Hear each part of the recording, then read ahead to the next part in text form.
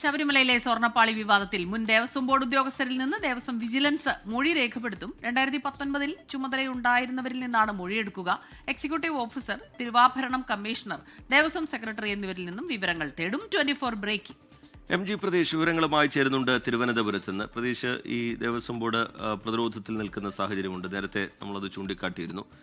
ഈ തനിക്ക് കിട്ടിയത് ചെമ്പുപാളിയാണ്, അത് രേഖകളിലടക്കമുണ്ട് എന്ന് ഉണ്ണികൃഷ്ണൻ പോറ്റി ആവർത്തിച്ച് വ്യക്തമാക്കുകയും ചെയ്യുന്നു. ഉദ്യോഗസ്ഥരിലേക്ക് കൂടി ആരൊക്കെ ഇതിന് ഒത്താശ നൽകി എന്നതിലേക്ക് കൂടി അന്വേഷണം കടക്കുകയാണ്. അതിന്റെ ഭാഗമായുള്ള ദേവസ്വം വിജിലൻസിന്റെ നടപടികൾ ആരെയൊക്കെ വിളിച്ചു വരുത്തും? ലഭ്യമാകുന്ന വിവരങ്ങൾ എങ്ങനെ പ്രതീഷ്?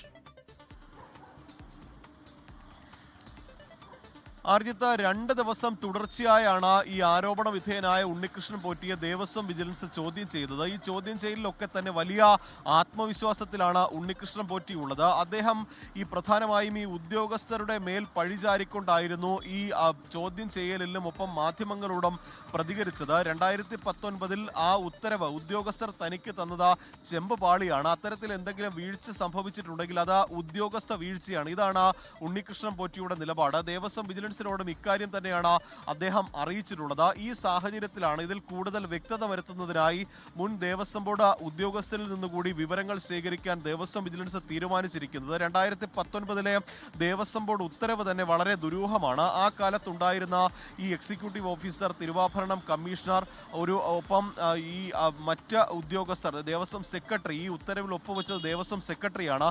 ഇവരിൽ നിന്നടക്കം മൊഴി രേഖപ്പെടുത്താനാണ് നിലവിൽ തീരുമാനം. കാരണം 1998-99 കാലത്ത് ഈ സ്വർണം പൊതിഞ്ഞുവെന്ന് പറയപ്പെടുന്ന പാളികൾ 2019 ആയപ്പോഴേക്കും എങ്ങനെ ചെമ്പായി എന്നതാണ് പ്രധാനമായും ഉയരുന്ന ചോദ്യം. ഇക്കാര്യങ്ങളിലടക്കം ദേവസ്വം ഉദ്യോഗസ്ഥരുടെ ഒരു മറുപടി ഏറെ നിർണായകമായിരിക്കും. കാരണം ഇതുമായി ബന്ധപ്പെട്ടുള്ള രേഖകളൊക്കെ തന്നെ ദേവസ്വത്തിന്റെ കയ്യിൽ ഉണ്ട് എന്നതാണ് ദേവസ്വം ബോർഡ് ഇപ്പോഴും പറയുന്നത്. അതുകൊണ്ട് തന്നെ ഇവരിൽ നിന്നടക്കം വിവരങ്ങൾ തേടിക്കൊണ്ടായിരിക്കും ഒരു തുടർ നടപടികളിലേക്ക് ദേവസ്വം വിജിലൻസ് പോകുന്നത്. ഉണ്ണികൃഷ്ണൻ പോറ്റി ആരോപണങ്ങളൊക്കെ തന്നെ നിഷേധിക്കുന്ന ഘട്ടത്തിൽ മുൻ ഉദ്യോഗസ്ഥരിൽ നിന്ന് മൊഴി രേഖപ്പെടുത്തിയ ശേഷം വീണ്ടും ഉണ്ണികൃഷ്ണൻ പോറ്റിയെ ചോദ്യം ചെയ്യാനാണ് വിജിലൻസിന്റെ തീരുമാനം.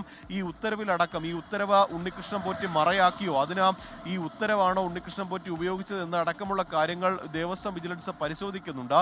ഈ വരും ദിവസങ്ങളിൽ ഇതുമായി ബന്ധപ്പെട്ട കൂടുതൽ വിവരശേഖരണം ദേവസ്വം വിജിലൻസ് നടത്തും. അതിനുശേഷമായിരിക്കും ഈ ഒരു അന്തിമ റിപ്പോർട്ട് കോടതിയിൽ സമർപ്പിക്കുക. 2019 ഉണ്ടായിരുന്ന ചുമതലക്കാരുടെ അവരിൽ നിന്നും വിവരങ്ങൾ തേടും. ഉദ്യോഗസ്ഥരിലേക്ക് കൂടി ഈ ചോദ്യം ചെയ്യലൊക്കെ അങ്ങനെ നീളുകയാണ്. ഇത് വലിയ വിവാദം ആയ ഒരു സാഹചര്യം കൂടിയുണ്ട്. നിയമസഭയിലൊക്കെ തന്നെ ഇന്ന് വലിയ പ്രതിഷേധത്തിലേക്ക് പ്രതിപക്ഷം കടക്കുകയും. ലോകത്തെവിടെയായാലും ഏത് സമയത്തും 24 വാർത്തകളും ഓഗ്മെന്റഡ് റിയാലിറ്റി പാക്കേജുകളും എക്സ്പ്ലെയിനറുകളും വിശദമായി കാണാൻ ഞങ്ങളുടെ YouTube ചാനൽ നിങ്ങൾക്ക് സബ്സ്ക്രൈബ് ചെയ്യാം.